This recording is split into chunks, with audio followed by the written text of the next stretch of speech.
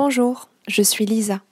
Je suis une heureuse sépienne, ou personne atteinte de la sclérose en plaques, depuis 9 ans. Alors bien sûr, le terme heureuse n'a pas toujours été le terme le plus adéquat. J'avais 23 ans lorsque j'ai appris cette maladie, l'âge où l'on se croit encore immortel. J'ai refusé tous les traitements allopathiques. Aujourd'hui, je ne me soigne que par le biais de la médecine douce et en écoutant mon corps, ses besoins et ses limites. C'est mon parcours que je souhaite vous faire partager, à travers mes différents podcasts et à travers les différents chapitres de mon histoire. Car j'ai finalement choisi de regarder celle que j'appelle ma meilleure ennemie, non plus comme un drame et une fin en soi, mais comme un nouveau départ et comme une véritable alliée. C'est donc mon histoire que je livre ici, et un désir de délivrer un message d'espoir, de rencontrer, d'échanger et de partager avec des personnes sur ce même chemin. J'ai récemment commencé un blog, mameilleurennemie.com, et une page Facebook, du même nom, où je publie un chapitre par semaine de mon histoire. Et ici, où je livre un chapitre par semaine de mon histoire en termes de podcast. J'écris aussi des articles pour raconter telle ou telle expérience en médecine douce, quelles sont mes philosophies de vie, les petits messages d'espoir, ce qui m'aide à tenir la route. Car je suis vraiment persuadée que nos maladies sont là pour nous dire quelque chose, pour exprimer un mal-être, un besoin, un manque d'écoute de soi. Je crois fortement en la relation corps-esprit et travaille de plus en plus avec des personnes sur ce chemin. Dans le chapitre 3, je racontais que je commençais tout juste mon stage. Et alors que je le commençais, je me rendis compte que je ne ressentais plus aucune sensation dans tout mon torse.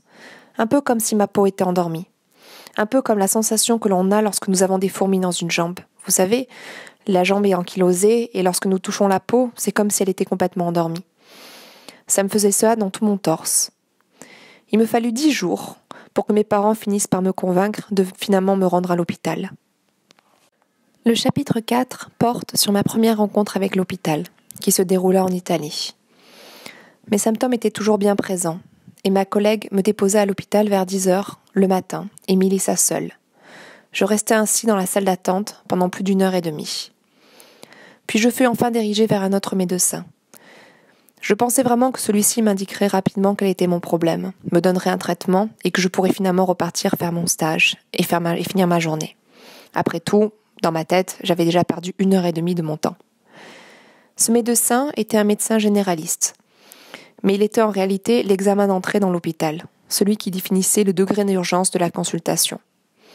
Il évalua que mes symptômes correspondaient à un code blanc. Ce que je ne savais pas, c'est que ce code blanc correspondait au plus bas échelon de l'hôpital, en tout cas au plus bas échelon de l'échelle des priorités de l'hôpital. Une cheville foulée, par exemple, passait avant moi, sans compter les connaissances et les amis des infirmiers ou des médecins. Le fait, évidemment, de ne pas parler un seul mot d'italien me bloquait complètement. Je n'aurais pas su comment aller aborder le personnel de l'hôpital. Et je n'avais, en plus, pas le tempérament à cette époque-là pour aller m'imposer. Je restais donc là, dans cette salle d'attente, toute la journée, osant à peine m'absenter pour aller manger un sandwich, au cas où cela aurait été mon tour.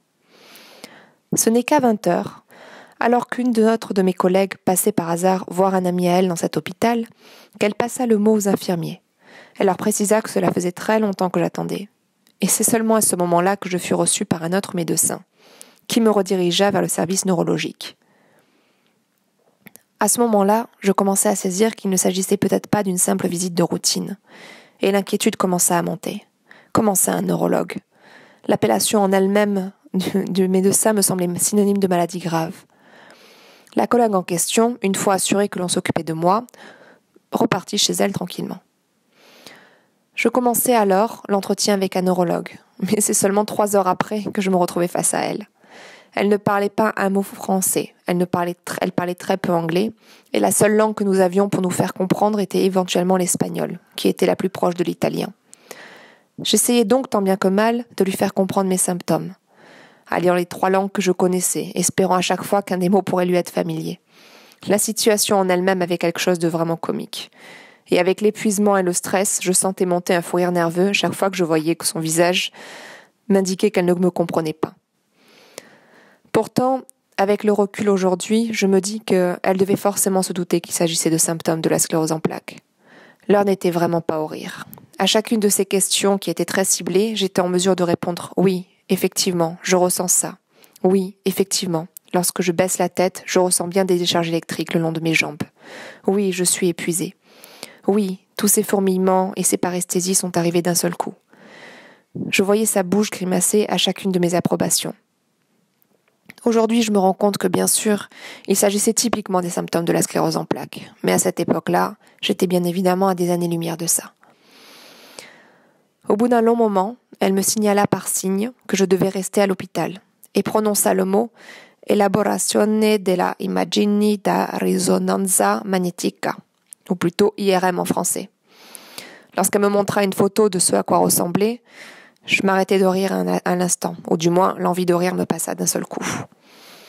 Je commençais à être fatiguée de tout ce remue-ménage, de toute cette attente, pour quelque chose qui ne pouvait être qu'anodin. Dans ma tête, il fallait que ce soit anodin.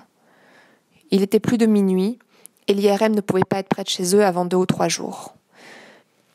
Elle m'indiqua qu'il n'était pas souhaitable que je quitte l'hôpital d'ici là. J'étais épuisée, nerveusement et physiquement, en proie à une inquiétude croissante. Et je ne pouvais vraiment pas m'imaginer rester dans cet environnement, seule au milieu d'étrangers, dont je ne comprenais même pas la moindre parole, pendant plusieurs jours. Mes parents, qui attendaient de mes nouvelles, me proposèrent de me rejoindre, mais je voulais partir de cet endroit le plus vite possible. J'avais besoin de me réfugier dans un terrain connu. J'ai appris par la suite que ma mère avait tout de suite pensé aux symptômes de la sclérose en plaques. Bien évidemment, il ne m'en avait pas parlé. Je pris donc le parti de signer une décharge et je décidai de rentrer à Montpellier dès le lendemain matin, où le diagnostic serait finalement posé.